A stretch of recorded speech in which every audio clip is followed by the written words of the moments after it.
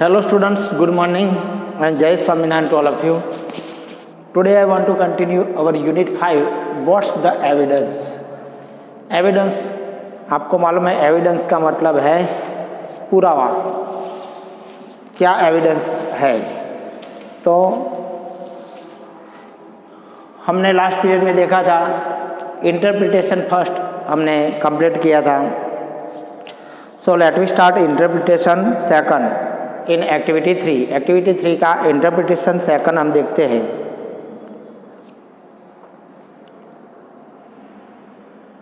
What is the main idea of interpretation 2? Interpretation 2 में main idea क्या है वो समझाता हूं मैं।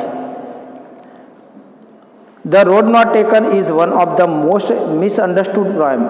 ये जो रोड नॉट टेकन जो पोएम है वो सबसे ज़्यादा मिसअंडरस्टूड पोएम है, मतलब गैर समझ वाली, जिसमें कुछ समझ ना आए। The final lines I took one less travelled by and that has made all the difference. जो उसकी लो लास्ट लाइन है, लास्ट लाइन में क्या लिखा है? फाइनल लाइन में I took the one less travelled by, मैं जो सबसे कम यूज़ हुआ है ऐसा रास्ता पसंद करूँगा। And that has made the all difference, और वही जो लाइन है उसने सभी भेद बताया गया है। पूरी पोएम का भेद उसमें ही देखने मिलता है। वो क्या इंडिकेट करता है? The poet is an individualist with a spirit of adventure. वही लाइन बताती है कि पोएट एक इंडिविजुअलिस्ट मतलब एक व्यक्तिवादी है, और वो स्पिरिट ऑफ एडवेंचर, उनके पास एक साहस का जुस्सा है और साहस वाले इंसान हैं। But this interpretation is doubtful, लेकिन ये जो स्पष्टीकरण है वो एक डाउटफुल लगता है। कैसा लगता है? डाउटफुल है। At the fork of roads once he chooses the less travel one and left the other hoping that some day in future he will take it to.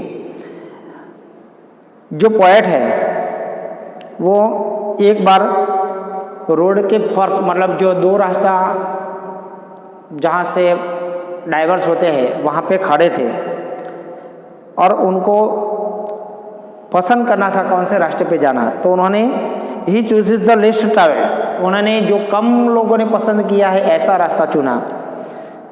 And left the other hoping that some day in future he will take it too, और दूसरा वो पसंद करेंगी कब? कभी दूसरे दिन के लिए, फ्यूचर में कभी वो पसंद करेंगे, ऐसा सोच के उन्होंने जो कम लोगों ने अपनाया था ऐसा रास्ता उन्होंने पसंद किया। But in the and he said that the one he choose made all the difference for him. लेकिन बाद में वो बताता है एंड में कि उन्होंने जो एक पसंद किया उसी ने सभी भेद उनको बता दिया। सभी डिफरेंस है वो एक रोड में से उनको मिल गया। According to one view it is the human tendency to wobble illogically in decision and later to assume that the decision was after all logical and enormously important. ये जो काव्य है, पोएम है, उसमें जो लास्ट लाइन में जो decision लिया पोएट ने, डिसीजन जो कम पसंद किया, जो मतलब कम लोगों ने पसंद किया ऐसा रास्ता अपनाया, वो रास्ता जब अपनाया तब उनको लगता था कि वो बराबर नहीं था। लेकिन एक इंसान की एक टेंडेंसी मतलब डिजायर है, एक इच्छा ऐसी है टू वॉबल इलॉजिकली, कि कोई डिसीजन लेने में इंसान वॉबल हो जाता है, मतलब वेबल डगमगा जाता है।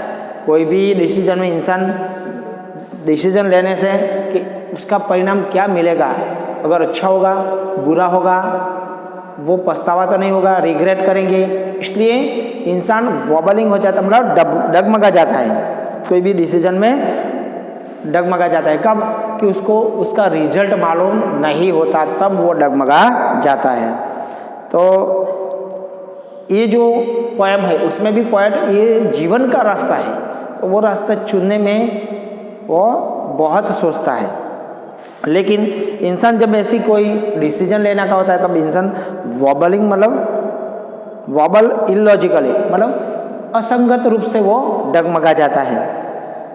एंड लेटर टू अस्यूम, और बाद में उसको मालूम पड़ता है कि डिसीजन वॉज राइट, उनका जो डिसीजन है वो सही है। आफ्टर ऑल लॉजिकल, मतलब तार्किक रूप से उसका जो डिसीजन है वो सही है। एंड एनर्मसली इम्पोर्टेंट, बाद में उसको मालूम पड़ता है कि ये बहुत एनर्मसली, मतलब एक्सट्रीमली ज़्यादा व्यापक रूप से वो अपना डिसीजन है बहुत ही इम्पोर्टेंट है, ऐसा उनको बाद में मालूम पड़ता है। तो दोस्तों ये जो interpretation second, we have completed second interpretation. यहाँ पे क्वेश्चन है what information does this author use to express the main idea. Main idea को एक्सप्रेस करने के लिए कौन सी इंफॉर्मेशन ऑथर यूज करते हैं।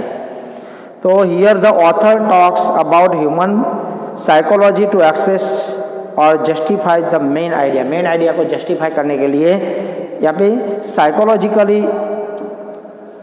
इंसान क्या करता है, एक्सप्रेस करते हैं। ह्यूमन साइकोलॉजिकली टू एक्सप्रेस और justify the main idea. He said that it always happens to every man when he has to choose from options, he is always confused looking for better option।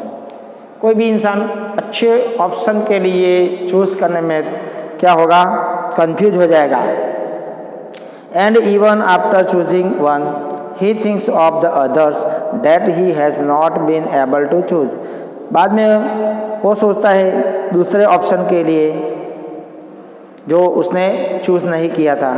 तो this human tendency is the information that the author focus on in this interpretation. तो ये interpretation में इंसान वही information के बारे में focusing करते हैं।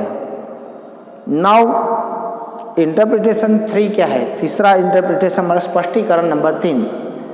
According to Frost biographer the important of the poem the road not taken has been overstated। यहाँ भाई बताते हैं रॉबर्ट फ्रॉस्ट एक जीवनी लेखक है, उनकी अकॉर्डिंग मतलब उनके मुताबिक ये जो पोएम का महत्व है रोड नॉट टेकन, वो पोएम एक ओवरस्टेटेड है, मतलब बढ़ा चढ़ा कर लिखा है। He tells that this poem his poem had been intended as a joke at the expense of his friend and fellow poet Edward Thomas.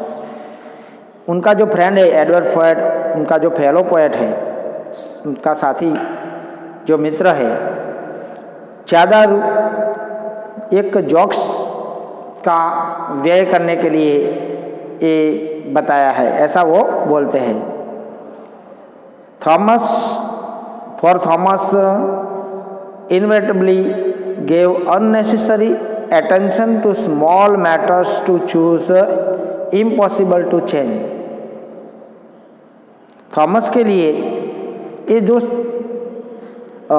इनवेरिटेबली मतलब स्थिरतापूर्वक, अननेसेसरी अटेंशन जो जरूरी नहीं है ऐसा अटेंशन देना, ना छोटी छोटी चॉइस के लिए, छोटी छोटी चीज़ों में जो जरूर बिना का जो ध्यान देना, वो उन्होंने क्या बताया है, इम्पॉसिबल टू चेंज, वो एक इम्पॉसिबल चेंजिंग है। Later Frost इंस्टेटेड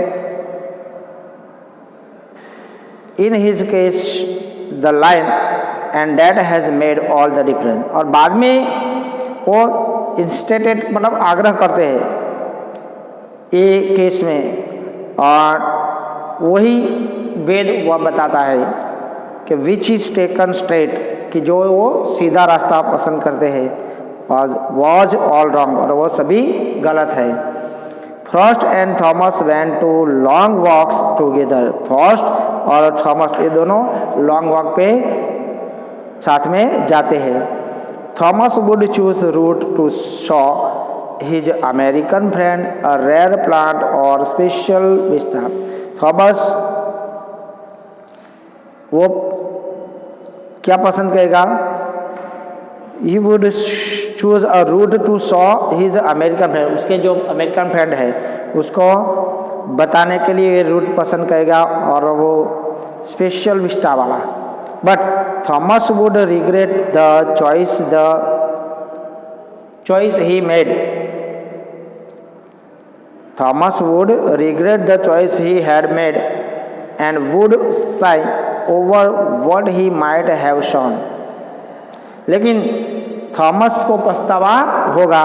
Thomas would regret मतलब पछतावा करेगा, जो उसने चॉइस की है, उसने जो पसंदगी की है वही रास्ते के लिए वो क्या करेगा, पछतावा करेगा, वो पछतावे की आह भरेगा। If they had taken better direction, अगर उसने अच्छा डायरेक्शन पसंद किया होता। This is how Frost tease Thomas, इसलिए थॉमस को क्या करता है, टीच करता है। Thus, the poem is nothing but gentle jest at Thomas' expense. लेकिन ये पोएम ज़्यादा करके कुछ नहीं, लेकिन एक जेंटल जेस्ट थॉमस के एक्सपेंस के बारे में बताया है। So friends, your interpretation third also completed. So we will discuss activity 4 in our next period. जय Swaminarayan to all of you. जय स्वामी।